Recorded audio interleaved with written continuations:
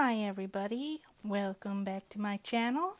I am here today to share with you my Fly Lady Control Journal. I've always been a one planner kind of girl, but I recently was reintroduced to the idea of the control journal. I did this one time a long time ago before I had kids, and I sucked at it. I sucked at it so hard. So I stopped doing it. Also, it made my husband twitchy because he didn't like knowing that there were that many chores because he's more of a let everything go to hell and then when someone comes over, scramble to clean it kind of guy, which is gross. But I decided that with this house, this is the biggest place that we've ever lived, and this might be the biggest place that we will ever live. I needed some sort of system because I wasn't keeping up on the housework, and to me it felt like there were so many nooks and crannies that weren't getting cleaned properly, and I really don't like that. I'm okay with, picking up. I can pick up and unclutter all day long, but when it comes to actual cleaning, I don't know how to just clean. When I clean, I clean. Like, I get on my hands and knees, I scrub baseboards, I get into corners, and it'll take me 3 hours to clean a small bathroom because it's taking me forever. And I tend to procrastinate for that reason because I don't want to get involved in that sort of activity. I feel like by doing this, at least it's my hope, by doing this, I'll be doing a little bit every day, and it won't get to the point where I feel like I need to be in the corner with a little tiny brush scrubbing some dirt that I couldn't get with a cleaning rag in a baseboard, So this is what I'm using for my control journal. I have several personal sized journals from when I was using this size for planning, so it wasn't a big deal, just bust one of those out. I know Fly Lady says don't make your control journal cute, but come on. If it's not cute, I'm not going to use it. I mean, come on, it's me. So this is a Webster's Pages personal ring binder. This was a hand-me-down. I think somebody gave it to me, but I don't remember who, so thank you, whoever gave it to me. This is the inside. This is a clear dashboard that came with one of my Webster's Pages. I'm not sure which one. This vellum also came with one. And I thought that was a good front page because you're supposed to look at your control journal every day, several times a day. So why not start with a positive attitude? I also printed out this little doohickey I found on Pinterest and stuck it in the pocket as a reminder to try to choose happy whenever possible. One of the things Fly Lady says to put in your control journal is to have sticky notes. So I stuck sticky notes in the little pockets. Now the way I did that so that they would fit and I wouldn't lose them, because a lot of times the sticky notes have this, it doesn't go all the way up, it only comes to about here. That's where the sticky starts. So you can't stick them all the way in a pocket and have it be secure. So what I did was I made it secure, and all you have to do is you need a piece of scrap, cardstock. You need a sticky notepad. I don't use the whole notepad because I don't like them to be bulky. I'll use maybe a 1/4 inch worth of one. You want to cut your cardstock as wide as your sticky notes, or maybe just a little bit narrower. The next thing I like to do is I like to take my corner rounder. I use a Crocodile corner chomper from We Are Memory Keepers, and I like to round the bottom 2 corners. The reason why I do that is because if there are no corners, they can't get bent. So when you stuck them in here, you're less likely to catch them on something. So I take this, I slide it in the top pocket, and you can see it's way too tall. It's sticking out above the top of the planner. It's sticking way above the pockets, but that's good. That's a really good thing. Next, you're going to take your sticky notes, and you're going to take an adhesive runner, and you are going to run some adhesive along the back side. Doesn't have to be a lot, just enough to make it sticky. And then you lay it on there where you want it to be. So I have mine butted right against that top pocket, and you press it down. And you pull it out, you'll see that there's this little lip here. So all you do is you take your scissors and just snip that right off. Now when you stick that in there, it's in there securely even though it doesn't go all the way down. Whereas if you hadn't done that, it would be a lot more floppy.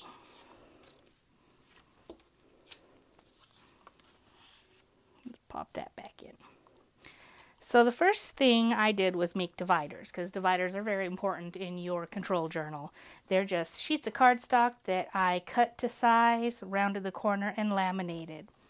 The tabs here are really, really old Heidi Swapp tabs. They're self-adhesive. They just kind of opened up and had adhesive there, and you just stuck them where you wanted, and then you could slide paper in them. She doesn't make these anymore. These are really old. These have to be a good 13, 14 years old, and I really wish she would bring them back. I put a picture of them on Instagram, and I tagged her in them and said, bring them back, because I'm almost out of my hoard. I had like 5 packages of them, and they've lasted this long. I'm sure you'll get other kinds of adhesive tabs. I mean, these are just my favorites. I stuck them on there. I hand lettered my tabs of the categories I have. So I have routines, weekly, zone, calendar, and personal. So under routine, I have my 3 Fly Lady routines: the morning routine, the afternoon routine, and the before bed routine. And this just says, you know, what little things I need to do in the morning. I need to take my meds. I need to brush my teeth. I need to shower. In the pen loop, I keep a wet erase marker, and as I do something, I just cross it off. The wet erase marker, unlike the dry erase marker, it doesn't, well, that one I just wrote, so, but you can see it doesn't rub off. It's not going to transfer any place, and when it's time to erase it, I just wet a tissue or use a baby wipe and wipe it clean. Next is your weekly routines. So there is a page for every single day of the week. So these are the things that I want to do on Monday. These are the things I want to do on Tuesday, and so on. Some days have more work than others, but honestly, they're not really huge jobs. Like Thursday is full, but you look, half of it is just doing really simple bathroom stuff. You will notice that there are no pages for Friday and Saturday. Fly Lady says those are days of rest. Those are days for you to enjoy your family. Cleaning is not what you should be doing, so I have nothing going on Friday and Saturdays. Now, on these daily routines, you'll notice that every single day says to spend 15 minutes in the current zone. Each week, you will pick a zone. Your house is broken into areas. I don't follow the Fly Lady zones because they don't match the areas in my house, or one area will be smaller or bigger so it's less work, so I combine it, or if I have a bigger area and she has a smaller one, I make my own zones. They kind of loosely follows her. But you'll see zone 1, porch, patio, entry, dining room. These are the jobs that I want to get done that week in these areas. So when I say spend 15 minutes, literally you set a timer for 15 minutes and you try to do as many of these things as possible. And if you don't finish them, it's not a big deal. You move on to the next thing, or you give yourself an email break or Facebook break or whatever. And it's nice because you don't have to feel like you're spending all day cleaning. So there are, let's see, 6 zones I have made. So zone 1 is porch, patio, entry, and dining room. Zone 2 is the kitchen. Zone 3 is the bathrooms. There are 3 bathrooms in my house, so I definitely don't need to be doing more than that week. Zone 4 is cleaning the kids' rooms. And I'm not talking like picking up, because that's their job. I'm talking the deep cleaning, you know, dusting and washing the curtains and making sure that the closet's clean and the light switches are clean. Zone 5 is the master bedroom, and Zone 6 is the living room. So that set of 6 zones cycles every week. The next section is my calendar. This divider was from the Webster's Pages Planner, It pops in and out. So January's over. I should actually move this here. It pops right back in.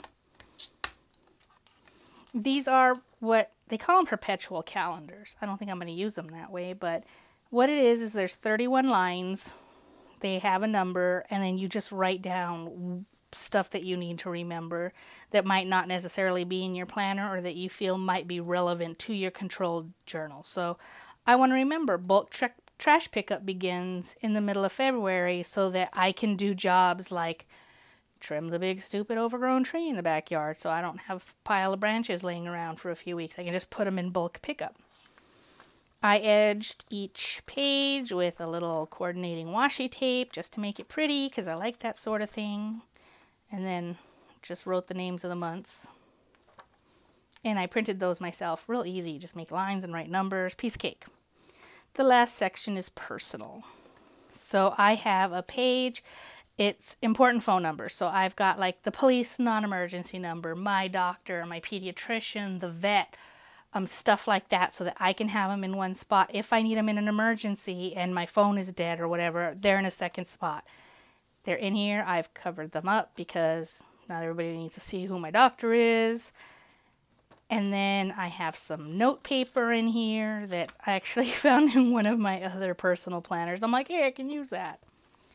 There is a clear pocket with some postage stamps so that I always know where my postage stamps are because I do tend to lose them. And then finally just a laminated sheet in the back to keep these back pages from tucking under when I close the binder. There's nothing back here. I don't feel like I need to put anything back here.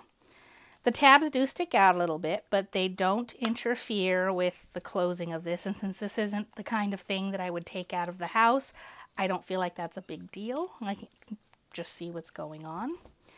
And it's vinyl, so I don't have to worry about wrecking it. If I get something on it, I wipe it off. Not a big deal.